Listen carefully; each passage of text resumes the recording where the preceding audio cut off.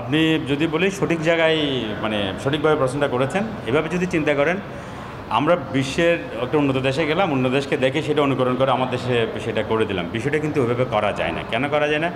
আমরা যদি কর্পোরেটের অফিসগুলো উন্নত বিশ্বে দেখি, তাদের কর্পোরেট অফিসের আশেপাশে প্রচুর গ্রিন ব্যবস্থা আছে, প্রচুর প্রচুর খালি জায়গা আছে। শুধু সেটা না, তারা গ্রাউন্ড ওয়াটার যাতে শস্য শোষিত হয় সেজন্য মাটির ব্যবস্থা। ঢাকা শহরে তো মাটিই তো নাই। তাপ যে শোষণ করবে মাটিও তো নেই, তাপ যে শোষণ করবে পানিই নেই। কর্পোরেট বিল্ডিংয়ের সবচেয়ে বড় সমস্যা কী? কাঁচের বিল্ডিং। আমরা এটাকে বলে গ্রিন হাউস, মানে ভিতরে এক ধরনের টেম্পারেচার মেনটেন করতে, ভিতরে তাপমাত্রা ভারসাম্য বা ব্যবস্থাপনা করতে গিয়ে বাইরের পরিবেশটাকে উত্তপ্ত করে দিচ্ছে। এটা হচ্ছে একটা।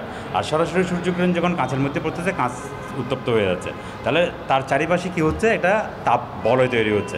এভাবে একটা বিল্ডিংয়ে তাপ বলয় তৈরি হচ্ছে, পাশের বিল্ডিং তাপ বলয় আছে, দুইটা বিল্ডিংয়ে তাপ বলয়ের কারণে আরেকটা তাপ বলয় তৈরি হচ্ছে। এভাবে যদি ঢাকা শহরে পুরো কংক্রিটের ব্যবস্থাপনাটা দেখেন, পুরো ঢাকা শহরের তাপমাত্রা ঢাকা শহরের চারপাশের তাপমাত্রার চেয়ে 2-3 ডিগ্রি সেলসিয়াস বেশি। তাহলে কি হচ্ছে? আমরা যেমন দ্বীপের যখন সংজ্ঞা দেখি, চারিপাশে পানি, মাঝখানে হচ্ছে একটা স্থলভাগ, এটা হচ্ছে দ্বীপ। তাহলে এখন এখানে কি হচ্ছে? চারিপাশে তাপমাত্রাটা বেশি, চারপাশে তাপমাত্রা কম। তাহলে এটা কি? তাপের একটা দ্বীপ, এটাকে বলে হিট আইল্যান্ড। তেমন ঢাকা শহর কিন্তু একটা তাপীয় দ্বীপ। তাহলে ঢাকা শহরের কংক্রিটের ব্যবস্থাপনা, কর্পোরেট কালচারে যে আমরা যে এই কাচের বিল্ডিং তৈরি করতেছি, সব কিছু আমাদেরকে কী করতেছে? এটা তাপীয় দ্বীপ পরিস্থিতি তৈরি করতেছে। নিজে ভালো থাকতে গিয়ে আমরা আরেকটাই ক্ষতিগ্রস্ত করতেছি। এতে কী হচ্ছে? পুরো পরিবেশটা উত্তপ্ত হয়ে যাচ্ছে এবং স্বাভাবিক যে তাপমাত্রা, যেটা সোলার হিটিংয়ের কারণ হচ্ছে, সাথে আমরা আরও অতিরিক্ত 3-4 ডিগ্রি তাপমাত্রা ওখানে যোগ করে দিচ্ছি। তাহলে দাঁড়াচ্ছে কি? আমরা 38 ডিগ্রি যদি তাপমাত্রা হয়, সেটাকে যোগ করে দিচ্ছি 4 ডিগ্রি, 38 আর 4 ডিগ্রিতে 42 ডিগ্রি। আর সেটা যখন আর্দ্রতা বা অন্যান্য কারণে ফিল লাইক হচ্ছে, সেটা 46-47 ডিগ্রিতে চলে যাচ্ছে। তখন পুরো পরিস্থিতিতে একটা ভয়াবহ পরিস্থিতি। তাহলে কোনো কিছু অপরিকল্পিতভাবে করা, খালি জায়গায় না রেখে করা, গ্রিন শেষ করে করা, এই জলাশয় নষ্ট করে করা, এটা কখনোই উচিত নয়। সেই ক্ষেত্রে সবার আগে দুইটা আমি উদাহরণ আলাদা করে বলেছি, অনেক পুকুরের প্রতি আরও বলা যেত। দুইটা আলাদা করে বলার পিছনে কারণ হচ্ছে কি, পরিবেশ অধিদপ্তরের উচিত ছিল তারপরে জলাশয় সংরক্ষণ রেখে তার পরিবেশের যে বিল্ডিং যে স্থাপনা সেটা ঠিক রাখা। ইউজিসির উচিত ছিল তার পুরো পুকুরটাকে সংরক্ষণ করা।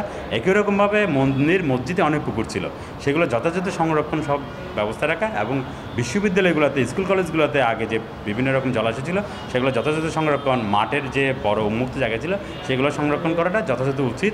এখনও সময় আছে, আমরা হারিয়ে জানি, এখনও সেটা করা যায়। জলবায়ু পরিবর্তনের একটা প্রভাব সবসময় থাকে এবং স্যার এটা বৈশ্বিক বিভিন্ন গবেষণায় সেটা প্রমাণিত। জলবায়ু পরিবর্তন গঠিত জলবায়ু সম্পৃক্ত জায়গা থেকে যে কথাটা বলা হচ্ছে, আমরা পৃথিবীকে শিল্প যুগের আগে এবং শিল্প যুগ পরবর্তী সময়ে কতটুকু তাপমাত্রা বৃদ্ধির মধ্যে সীমাবদ্ধ রাখবো, এটার জন্য প্যারিসে এগ্রিমেন্ট হয়েছে, সেখানে বলে দেওয়া হয়েছে সুস্পষ্টভাবে 1.5 ডিগ্রি, অর্থাৎ এটা কিন্তু গ্লোবাল অ্যাভারেজ, সারা পৃথিবীর গড়। এটার অর্থ এই নয় যে ঢাকা শহরে 1.5 না, যেমন আমরা এই বছরই দেখতে পাই ঢাকা শহরে অলরেডি আমরা 4-5 ডিগ্রি বেশি তাপমাত্রা পেয়ে গেছি।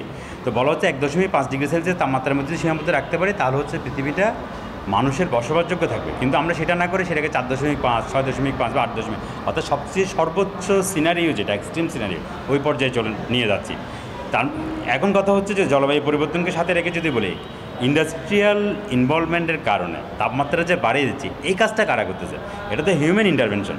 জলবায়ু পরিবর্তন হচ্ছে, জলবায়ুর পরিবর্তনের একটা প্রভাব সরাসরি আছে, কিন্তু দিন শেষে সেই প্রভাবের নিয়ামক হিসেবে কাজ করতেছে কারা?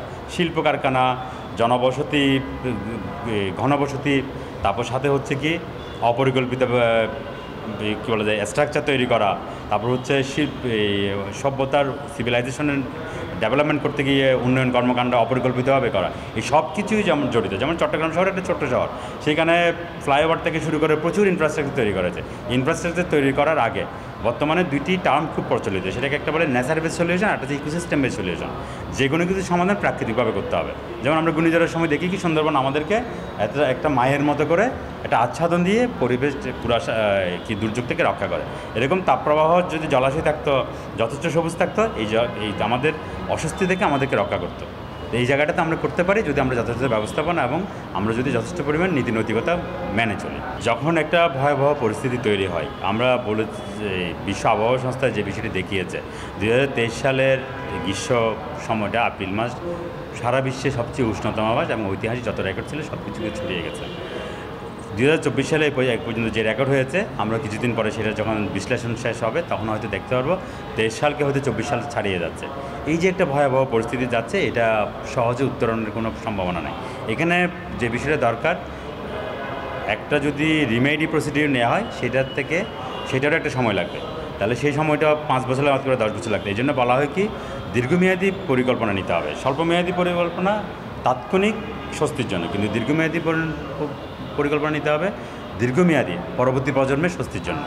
তাহলে হচ্ছে আমরা এই ধরনের প্রতিকূল পরিস্থিতি থেকে নিজেদেরকে এবং নিজেদের প্রজন্মকে রক্ষা করতে হবে। যেমন দেখেন ঢাকা শহরের প্রতিটি শিশু অসুস্থ, তারা ফুসফুসের রোগে আক্রান্ত। বায়ু এই যে তাপপ্রবাহের সাথে তো একটি ফ্যাক্টর কাজ করে না, বায়ু দূষণতে কাজ করে।